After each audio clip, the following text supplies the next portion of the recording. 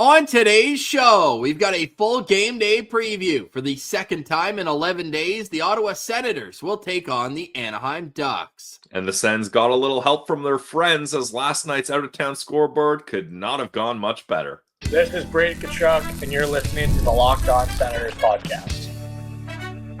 Your Locked On Senators, your daily podcast on the Ottawa Senators. Part of the Locked On Podcast Network, your team every day.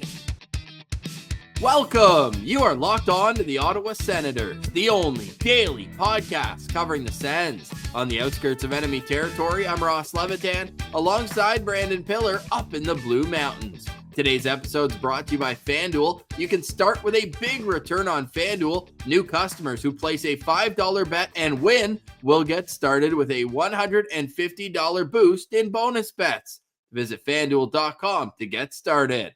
Today is Wednesday, December 11th, and Pilsy, stop me if you've heard this before, but I am just itching at these games in hand.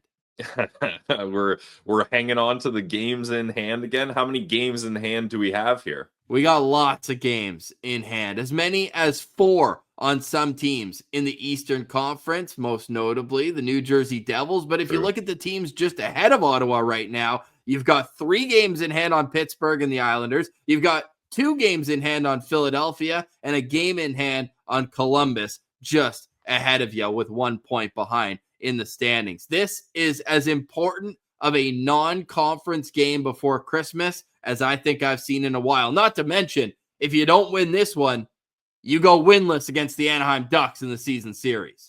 So, Ross, are you calling for a second time this season, a must-win game up against the Anaheim Ducks? No, I'm calling this a great opportunity game because, look, this out-of-town scoreboard we'll get to in entirety in the third segment. It very much benefited the Ottawa Senators last night. The Western Conference teams did their thing, and now it's time for Ottawa to not get help from others, but to help themselves. What do you think? And return the favor to those Western teams by beating the Ducks, who are a serious contender. Yeah, well, look, don't make me talk bad against my favorite Western Conference team. I just like the way they play. I like there's a lot of good kids on that team. They actually have a better road record than they do at home. They're 5-3-3 on the road, whereas they're 5-9-1 on home ice. The boys just love being on the road. Ross, the Ducks are your favorite Western team? To bet on, yeah. Huh. Because they're what always about plus a money. Winnipeg Jets team that beats down on a Boston Bruins team 8-1? Yeah, no, of course. That's for different reasons. But when I'm looking for value bets, I mean, the Ducks on the road, they're like plus 200 every night, and they're 5-3-3. Well, Ross, spoiler alert, but our friends at FanDuel have the Anaheim Ducks at plus 205 tonight and the Sens at minus 255. So you hopping on that value for the Ducks? Or... No, I don't bet against the Sens. Now, I've learned to ration my bets on the Sens because they've cost me quite a few dollars over the last number of years. But I've also been burned on a certain player prop. We're going to get to why we think Shane Pinto is nearing a breakout. But as we always do, it's a game day preview. We look at the lines. We got our locked on players, our lookout players, and the Ottawa Senators had practice right after we recorded yesterday. They are not skating today. It's become a trend. The Ottawa Senators do not skate often on game day. So we're going to go with what yesterday's lines were at practice. We should note as well, Nicholas Matin-Palo has been called up, but was skating as the 7th defenseman. Up front, we've got Josh Norris, Brady Tkachuk, and Drake Batherson all together. Tim Stützle between Claude Giroux and Adam Gaudette. You've got Shane Pinto with Nick Cousins and Michael Amadio, and then Zach Ostapchuk with Noah Gregor and Ridley Gregg, the Alberta Beef line on the 4th unit. On defense, it's Jake Sanderson and Travis Hamonic. It's Thomas Chabot with Nick Jensen and Tyler Clevin with Jacob Bernard-Docker. As a wise man once told me, they'd have to be crazy not to start Linus Ullmark tonight. Yeah, I mean, we would have to have an emergency press conference, and everyone from Ann Lauer to Steve Stais to Justin Peters to Sean Tierney would have to answer for putting Forsberg in this game. The AHL goalie coach would have to answer for it as well. I'd want Trudeau on that press conference to explain why the Ottawa Senators in our nation's capital are starting Forsberg over Allmark. So they better not mess around here. Just put Allmark in. Come on. And Allmark played fantastic in the game against the Ducks. Allmark's just been awesome for the last 4 games. He's 3-0-1. Obviously, that shootout loss coming at the hands of the Ducks. He stopped 122 of the last 130 shots against. You math guys out there, you already know that's a .938 save percentage, which sounds fantastic, right? For a sample size like that. Yeah. Where are you going with this? That is fantastic. That was his season save percentage 2 years ago. Yeah. Wow. Jeez.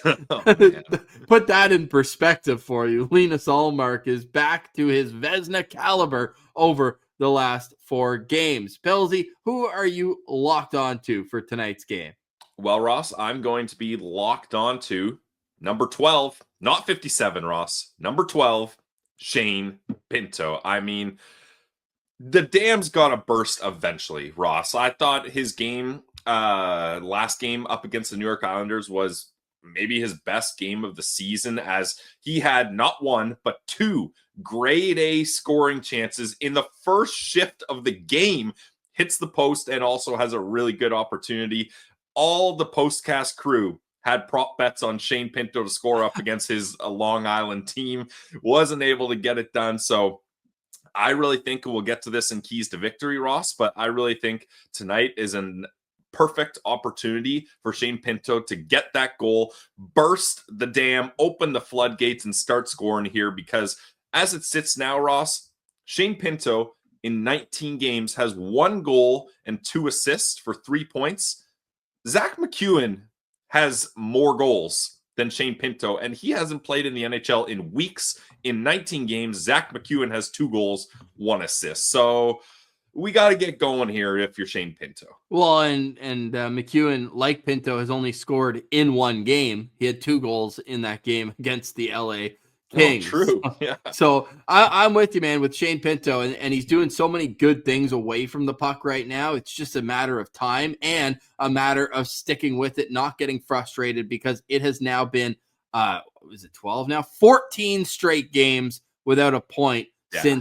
Since returning from injury. It's been 13. He didn't score against Utah, though he's a +2. He was playing through something in that one. Then he missed almost 3 weeks, came back, and zeros across the board since. This guy scored 20 goals in the league last year, last full year he played. He was on pace for more than 20 goals last year as well. So you're hoping to get a little more secondary scoring from him. And that line is starting to produce a little bit. I mean, Nick Cousins has a couple of goals in the last couple of weeks, and Michael Amadio had an assist in the win over the Nashville Predators. That's starting to be my new Alex DeBrincat scores record stat, Pilsy. When Michael Amadio gets a point this season, hasn't happened as often as you would have liked. Yeah. But when Michael Amadio gets a point, the Ottawa Senators are 5-0-1. That 1 loss, the shootout one against the Anaheim Ducks a week and a half ago. Yeah, it's crazy. I forgot that was a pointless streak for Pinto, not just goals, Ross. So forget scoring a goal. Let's get a point, especially like you mentioned, Amadio and Cousins have hooked up on a couple goals recently, and Pinto not even a part of those. You'd like for him to get a secondary assist just to get the confidence up. But I still think I would like to flip the wingers in the bottom 6. Like, I would be much more comfortable with a Gregor, Pinto, Greg line, and then have Cousins, Ostapchuk, Amadio on that 4th line. I'm not sure why Cousins and Amadio have still been on this 3rd line. I don't know. Yeah, I mean, I did like the way that quote-unquote 4th line played. They had a good game. I think Zach Ostapchuk 2 games ago was my standout against Predators. I thought that line's been bringing it. So that's why I want to elevate the wingers, Ross, because I feel like they deserve a little bit more opportunity. You get Gregor's speed with Pinto. Hopefully that helps. And then you get the physicality of Greg on that line as well. And yeah, I that's something I would look into personally. But yeah, that's fair. And if you look at it from a standpoint of time on ice at 5-on-5, that Pinto, Cousins, and Amadio line actually played a little bit more than Norris, Tkachuk, Batherson. Obviously, it's 5-on-5. There's some power plays there that the other guys get more looks. But, yeah, they almost played double the Stafchuk, Gregor, and Greg line, those three only played 6 minutes and 5 seconds at 5-on-5. But Adam Gaudette's been elevated, and we'll see how he and Giroux get on the ice, because they played almost a low for Giroux 2 games ago. He was back towards his normal. He's looking a little slow out there, but he's got the hands and the creativity to play with a skill player like my locked on player to watch, Tim Stützle. I mean, he's got to be everybody's locked on player to watch every single night. The way this guy's dancing out there, 4 points in his last 2 games, 4 assists. He's only got 1 goal in his last 8 games right now, but the way he's dishing the pill, it's all good. I think he could be poised to score a couple goals here tonight. So I'm going to be watching for Tim Stützle. Yeah, couple. I'm going to be 2-goal Timmy tonight. I'll be looking for that. I just think he's ready to break out and have one of those classic Timmy 4-point games. We haven't seen one since the St. Louis game where he had 2 goals and 2 assists in that one. So I'm going to be watching for the German. You got to give it to him. You got to get him in the right spots. And I think this is a perfect opportunity where you're going to have home ice. You're going to have last change. We'll get to the Anaheim Ducks, but they're thin on the back end, even after adding Jacob Trouba. I don't like their depth back there. So I think that if you're the Ottawa Senators, you match that Norris lineup as much as you can against the Fowler-Trouba pair, and you let Timmy get up against Gudas and his partner in this game, which is Nick Dumoulin. Shout out Nick Dumoulin. Good Sens Twitter folk right there. Brian Dumoulin on the Anaheim Ducks. So that's what I'll be watching for tonight, is the German, and seeing how he can play at 5-on-5 especially, but the power play would be nice for them to contribute to a win rather than have special teams cost you like it did with 2 goals against on 2 power plays against, like they did on Sunday against the New York Islanders. That's how the Ottawa Senators line up for tonight's game. It is a 7 o'clock puck drop against the Anaheim Ducks. Scratch that. 7:30 puck drop. It is a Sportsnet nationally televised game. Feel the excitement. It's Sens Ducks. It's feeling like 07 again right here on Locked On Sens. We'll get to the Anaheim Ducks lineup, some lookout players, and the great night on the out-of-town scoreboard. That's next. You're listening to Locked On Senators, your team every day. Today's episode is brought to you by our friends over at Mary J's. They are a locally owned cannabis dispensary in the Ottawa area, and they now have 4 stores in Ottawa. You can check them out at Riverside South, Orleans, Greeley, and Russell. Mary J's has the best and newest products in the market, and they're adding new stuff to the menu every single week to keep it fresh. They have competitive pricing. In fact, they're going to price match any store in Ottawa. That means you're guaranteed to get the best price around when you shop at Mary J's. And they've got the best customer service by having friendly bud tenders who are always ready to help you out. One of the owners, Dashi, absolute beauty, diehard Sens fan. You can usually find him at one of the 4 stores. So go say what up to Dashi. Pick his brain about the Sens and all the latest, greatest products that Mary J's has to offer. And check out their website and get yourself a loyalty card. Check it out today, guys. Mary J's Dispensary. Today's episode is also brought to you by FanDuel. It's America's #1 sportsbook. Over at FanDuel, they've got a great promo going on right now. New customers can place a $5 bet, and if you win, you'll get $150 in bonus bets, guaranteed. The FanDuel Sportsbook app is so sick. I love using it, especially while I'm watching games, because you get a hunch in the middle of the game. You can check the latest stats, play-by-play, and so much more on the same page that you make your bets. Pillsy already mentioned it tonight on FanDuel. The Ottawa Senators are huge favorites against the Anaheim Ducks, so we got to dig in a little bit deeper. Go wild. Take our locked-on players to score. Pinto, Stützle to score, and an Ottawa Senators win. That would be a nice little return here. I'm also on 2-point Timmy in this game, plus 176 for 2-point Timmy over at FanDuel. So make every moment more and never miss a hunch, and visit FanDuel.com. New customers who bet $5 and win will get started with $150 in bonus bets. It's FanDuel, an official sports betting partner of the Locked On Podcast Network.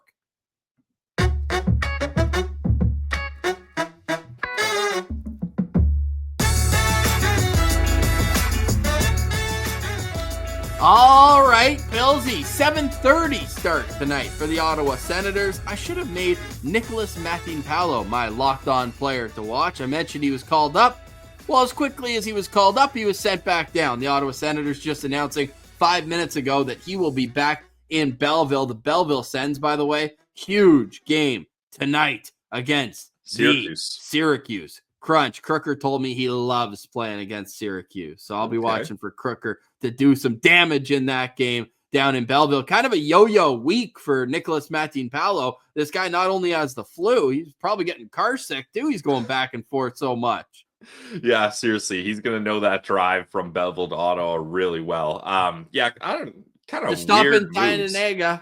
Get the gas real cheap. Yeah, get your cheap gas in Tynanega. Ross, I wanted to have one more discussion about the Ottawa Senators line. Oh, I'd love to. Oh, great. Travis Green has mentioned that any line with Brady Tkachuk on it is this team's top line. Are we sure that's the truth? Because any line with Tim Stützle on it being the second line seems a little out of place to me. Now, I know obviously this is all semantics. It doesn't really matter, but how do you feel about that? Should it be Timmy's the first line no matter what? Or how do you feel? Well, I guess in the first segment, I kind of said that exactly in terms of that's who you want going up against the other team's top D pair. So from that standpoint, I get it. I think what he's getting at, one, is your captain, and he has been etched in stone top line left wing for 7 years now? Yeah. But what you also have is with Tim Stützle, you have the most talented player on your team elsewhere, and that can open things up in terms of you can put Adam Gaudette with him, who, he's scoring a ton, but does he do a whole lot else? No, that's fine. He's way overperforming. That's not what I'm getting at. But are you going to have Adam Gaudette on your first line on an NHL team? Ridley Gregg was there for a while. That's fair. But when you have, was he with Brady Tkachuk though? Because he was with Tim Stützle. Yeah. Right. Point. So that's the point I'm getting at. Not only that, but you know who makes it with a bullet, the top line? Having Drake Batherson on there. That guy is having an unbelievable year. And Pelsey, I know you already hit one of your hot takes out of the park 2 days later when Linus Ullmark signed his extension. People forget. I got Drake Batherson over a point per game this season. And through 27 games, he's right there at over a point per game. He's sitting with 28 points on the season. So, yeah, I'm more than fine with that. Not only that, but I think Travis Green is very aware of the hockey world and how they're salivating over Brady Tkachuk right now. So anything that he can do in the media to just reaffirm his value to the organization, I think is just kind of, good coaching in terms of having your top guys know how much they mean to you. So that's what I'll say about that. And as the hockey world deliberated Brady Tkachuk for the 5th straight day, he and his teammates were out at Chio spreading holiday cheer, which I absolutely love to see. It's an annual tradition with the Ronald McDonald House, a children's palliative care unit. And obviously, it's the worst circumstances any family could have to be under being at that. So the fact that they do such a great job of making sure they feel at home as best as they can in such a horrific situation, it's enormously important for the community to come around and help out with those things. And the Ottawa Senators have done an amazing job dating back decades of going there and making sure that those kids feel the joy and happiness that every kid deserves. So I just want to give a shout out to Brady and the entire team that went there. They were playing foosball. They were playing with the kids, drawing, signing autographs, and all that. Just spreading holiday cheer, as I said. So just wanted to get that in there as we're on the topic of Brady Tkachuk. Yeah, and in Julian McKenzie's Athletics story, he talked to Brady about it, and Brady mentioned the first little girl he went up to, grabs his mask because they're wearing masks. You don't want any, you want their immune systems are pretty weak. Exactly, yeah.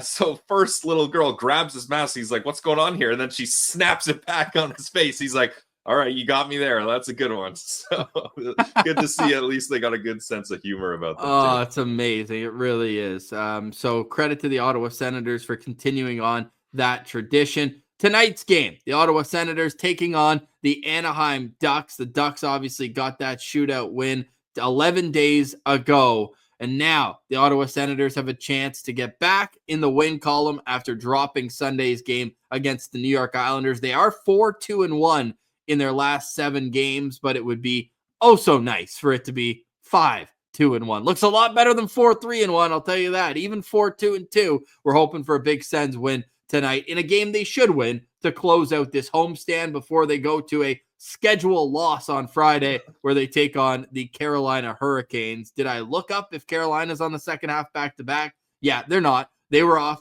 since Tuesday, I believe. No, I don't even think they played yesterday. I think the Hurricanes have been off since they were. They did play yesterday. They got a 3-2 win over the San Jose Sharks. They actually were down 2-1 with like 6 minutes left, came back and won that in regulation. Brent Burns, revenge game, tied that game, and Jalen Chatfield got the game winner. So they've got 2 days off before, and they're off the day after. So a rested Carolina Hurricanes, whereas Ottawa is coming in off of a busy week. They got tonight's game, and then they play at home on Saturday. If you're going to tonight's game or Saturday's game, check out the Glebe Central Pub Shuttle for all of your shuttle needs. Just $17 round trip to and from the CTC. Okay, the Anaheim Ducks. Here's how they line up tonight. We should note as well, Leo Carlsson, the second overall pick from the 2023 draft. He is a game-time decision. He is day-to-day with injuries. But here's how the Ducks lined up yesterday at practice. Ryan Strome is centering the top line with Frank Vetrano, who scored twice on Ottawa in that game a week and a half ago in Anaheim, and Troy Terry, who scored the shootout winner. A lot of people were saying that Zegras scored the winner in that game. He scored the clincher, but Ottawa didn't score in the shootout, and Troy Terry had the first goal, so that's the winner in the game. By the way, Zegras out with injury. It did not look good. He got injured in one of the games right after that last one against Ottawa. The second line, good carp boy. Mason McTavish centering Alex Killorn and Brett Leeson. You've got Isaac Lundestrom with Cutter Gauthier and Brock McGinn. You got Jansen Harkins with Ross Johnston, great name, and Sam Colangelo. On the back end, it's Cam Fowler with Jacob Trouba. I almost did it again. Nick's getting a lot of shout-outs on this show. Brian Dumoulin with Radko Gudas and Jackson Lacombe with Olin Zellweger. We are unsure at who's starting in goal. Both goalies for Anaheim are very good. Lucas Dostal got the win a week and a half ago against Ottawa. John Gibson is having a resurgent season here with the Ducks. Who is your lookout player to watch? My lookout player to watch, Ross, is going to be number 65, newly tinted duck, minted? That orange tint is outrageous. It looks so good with just the jersey, but it's a little too much orange here on their road unis. Yeah, I'm not a fan of the orange, especially the all orange, their home. I know what they're doing, the Orange County thing, but they messed up a perfect thing. The eggplant and teal jersey with the old Ducks logo, especially the new version of it, I think they were wearing it last year, was absolutely beautiful. So they messed that up. I'm wearing an eggplant hoodie here, so you know, big eggplant shade guy here. If you had blindfolded me and said, I guess not blindfolded me, that would avoid me being able to see any color. But if you lined up a bunch of colors and said, what's eggplant? No clue. No clue. All right. Well, purple. No, this is an educational podcast. We appreciate that. Thank you. Yeah. Anyways, back to Jacob Trouba. I think this How does he look in eggplant? Well, we don't know. We've only seen him in the road jerseys up against the Montreal Canadiens, where he played 22 minutes. He's up with Cam Fowler. So interesting dynamic there, Ross, because I think the word on the street is that Cam Fowler has been kind of requesting a trade to get out of there. And then Trouba didn't want to trade and ends up getting sent here. So two weirdly disgruntled veteran defensemen playing together. We'll see how that goes. But I think Trouba's going to have a chip on his shoulder. And I think we're going to see some of that physicality that he's known for, where when he was playing in New York, he kind of knew he was a lame duck. Pardon the pun, lame duck. Now he's a good duck, I guess. So I think he's going to be back with vengeance. And this is a guy that's obviously played against the Ottawa Senators a bunch, being the captain of the New York Rangers. And it won't have the same pop as center ice at Madison Square Garden, captain on captain, but maybe there's a little bad blood between him and Brady as well, so I'll be looking out for that. But number 65, the newest Anaheim Duck, Jacob Trouba, is my lookout player. Yeah, I like that one from you. He had a great game in his debut against Montreal. I'm going to go with Mason McTavish. Just obviously, we've been a fan of him since his draft year, and the stories coming out about him challenging Claude Giroux in summer skates. He's had a tough start to the year, though. It's already his 4th NHL season. Now, the first one, he just played 9 games. He had 2 full seasons. Yeah, this is his 3rd year. Yeah, it's crazy how time's flying by. But after 42 points and 19 goals last year in only 64 games, in 20 games so far this season, Mason McTavish only has 2 goals, 8 assists, 10 points, -8 on the year, and only 1 even strength goal and 4 even strength assists. That's 5 even strength points in 20 games, and he's playing in the top 6 now that Zegras is out of the lineup. Leo Carlson's out of the lineup. You look up and down this, and in terms of young talent, like Cutter Gautier's right there, he's kind of struggled too, but Mason McTavish is the guy that they need to build around. He was top 3 pick, I believe, 3rd overall, if I'm not mistaken, in the 2021 draft. So it's always going to be a friends and family affair, the one time per season that he comes back to Ottawa. I'm going to be watching for him. And his dad, by the way, is a pro scout with the Ottawa Senators. So family affair. I wonder if Dale will be in attendance tonight, but Mason McTavish is going to be my lookout player to watch. Yeah, I mean, we both are big fans of his game. So, yeah, he's someone you got to watch out for, especially Ross. This will lead into my keys to victory here. The Anaheim Ducks are the worst team in the NHL in face-off win percentage. They're sitting at 42.1%. And when you start looking down that list of centermen, Ross, you can kind of see why. Like Strome, McTavish, Lundestrom, and Harkins.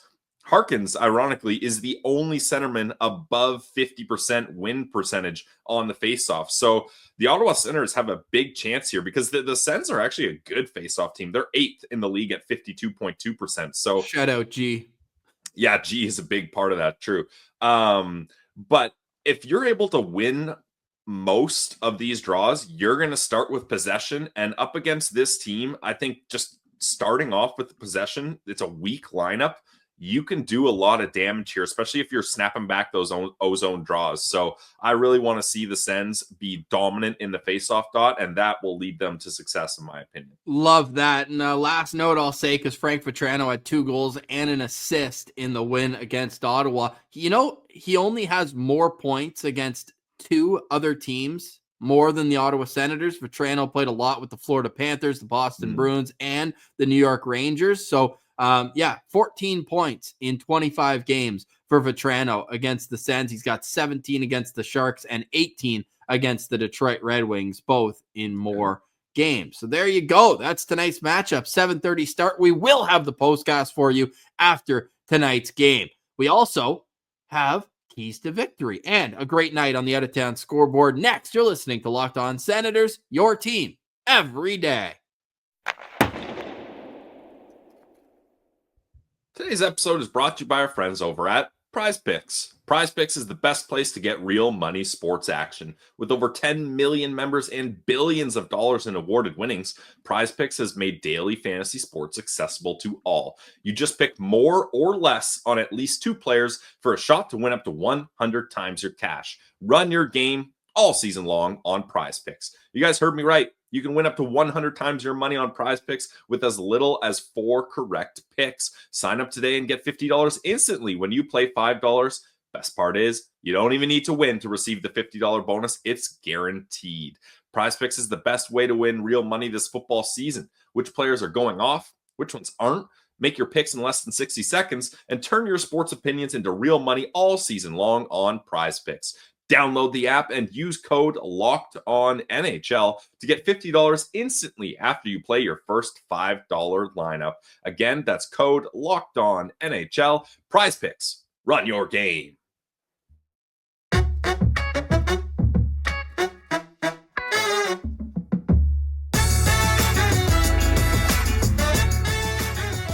All right, Pilsy, game day preview. Ottawa Senators, Anaheim Ducks, 7:30 puck drop, and check out the Glebe Central Pub Shuttle, $17 round trip to and from the CTC. 7:30 start. Postcast after the game. Pilsy, your keys to victory for a Senators win. Well, I already kind of slam dunk on the face-off, so that is certainly my top key to victory. But luckily, Ross, for you, I got another one in the bag here. I come prepared with a couple keys. I'm like, just don't take mine. Don't take mine. Well, I already had a chance at mine. I was going to say, Ross, I'm like a custodian at the school. I got a whole ring of keys here jingling around as I walk. So I got another key here. I'll allow you to have a chance here just in case I take yours. Well, I think it would be great to see a little more aggressiveness on the PK. I'm sick of them just absolutely letting guys walk in from all over in important situations. The side is just so wide open, whether it's in the one-timer spot in the OV area or even down low. They just let guys handle the puck down at the bottom of the circle, and you're like, what the heck's going on? And whether it's a jam play or they try to set up a bumper play, or whether they go back up top and try to ring it around, they're giving guys way too much time and space. We brought it up after the last game,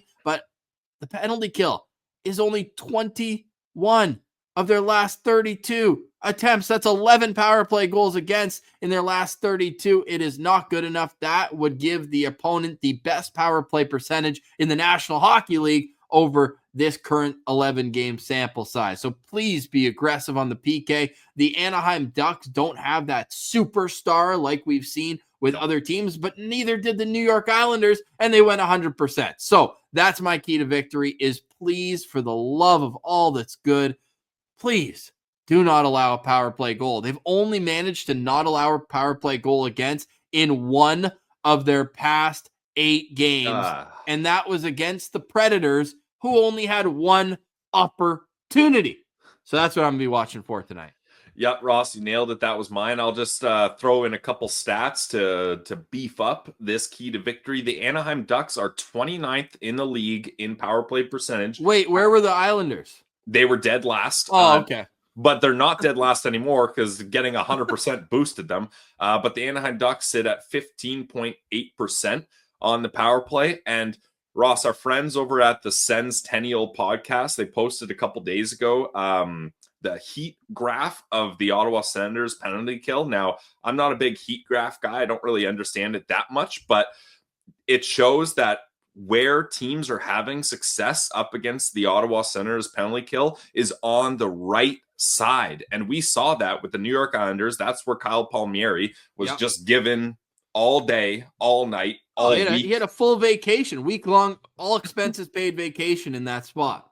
Yeah, so he was given way too much time on the right side, and that's maybe, Ross, where that diamond, the right side of that diamond is a little weak, and teams are checking the game notes, bud, and they're realizing that. So that's an area where the Ottawa Senators have to crack down, and there's no excuse. Like, you cannot go up against the league's worst power play and allow them to go 2 for 2, and then go up against the league's 29th power play without and allow them to Zegras have success. And without Leo Carlson.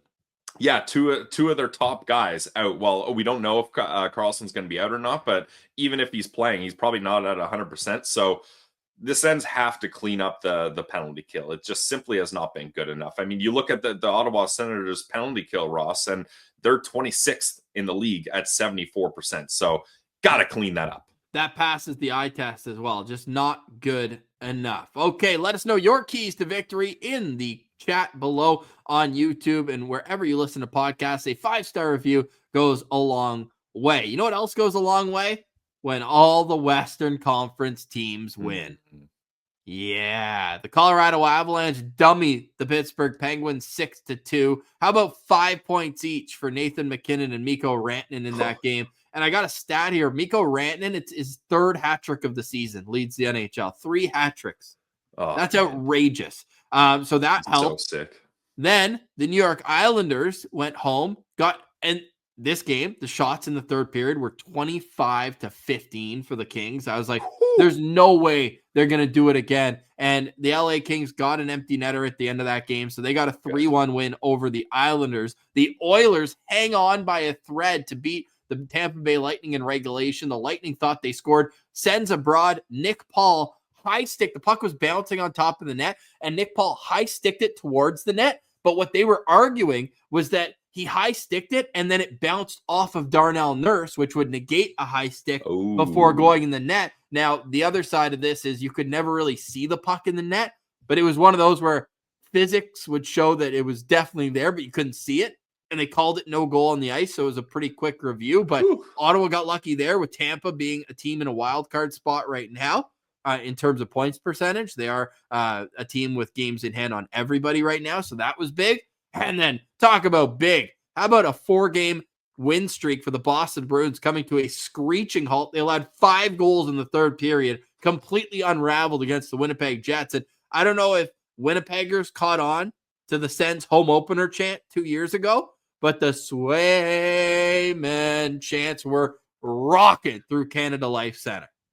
If you showed me that box score, I would have been like, oh, wow, tough game for Korpisalo.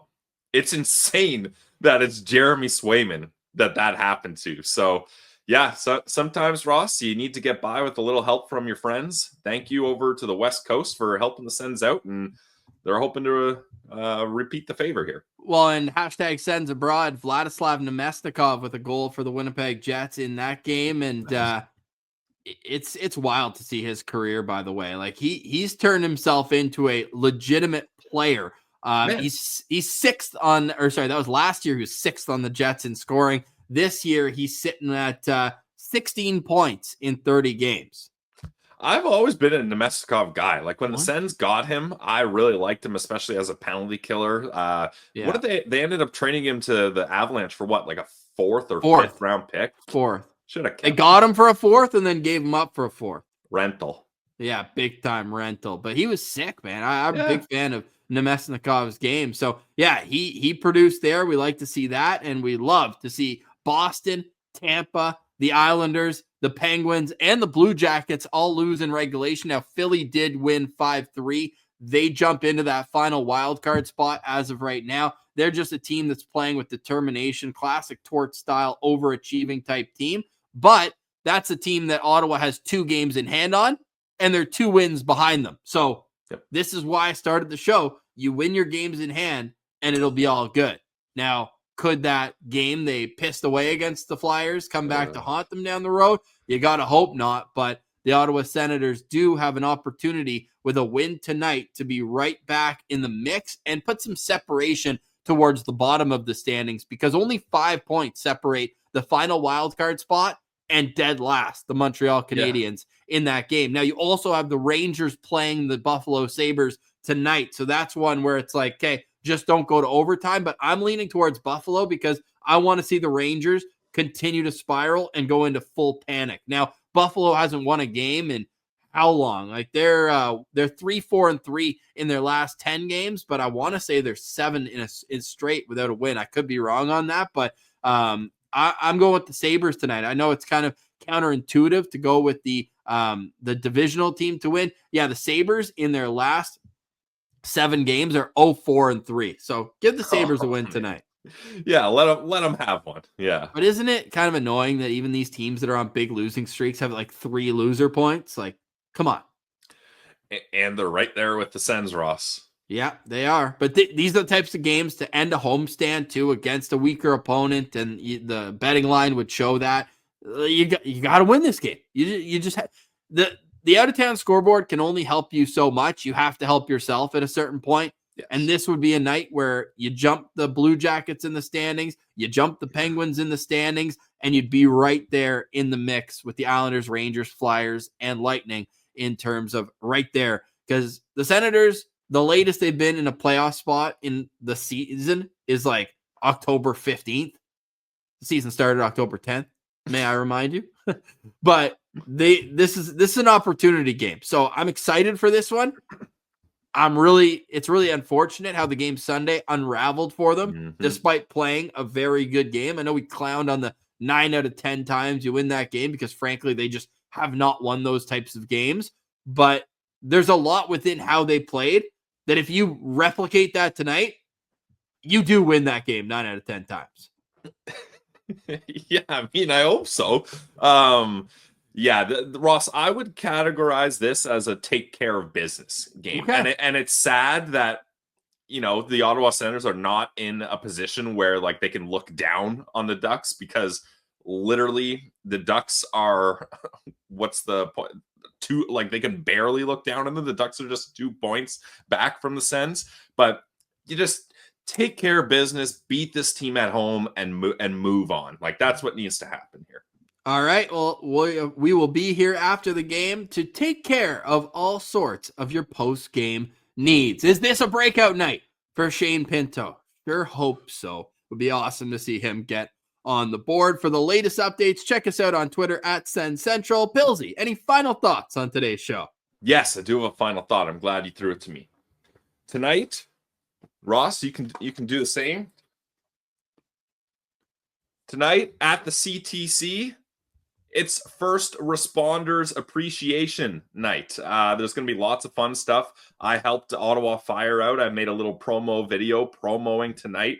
Head to the game early. There's lots of stuff to do. There's going to be firefighters there. A fire truck's going to be there. Go to the Sens store if you're with your kids. They're giving out fire helmets for the kids at the Sens store. I'm sure it's not these legit ones. We got to remind you, these are not prop fire helmets they gave us. These things are heavy. They are durable. They got the full mask on. Like, if ever there's a fire, at least I would be prepared. I'm not brave enough to do what those people do, but at least I would have the proper head equipment. But yeah, it's First Responders Appreciation Night. Go out there, support all the good people that are first responders, paramedics, policemen, and firemen. They do amazing stuff in the community, and we all should be very grateful for what they do.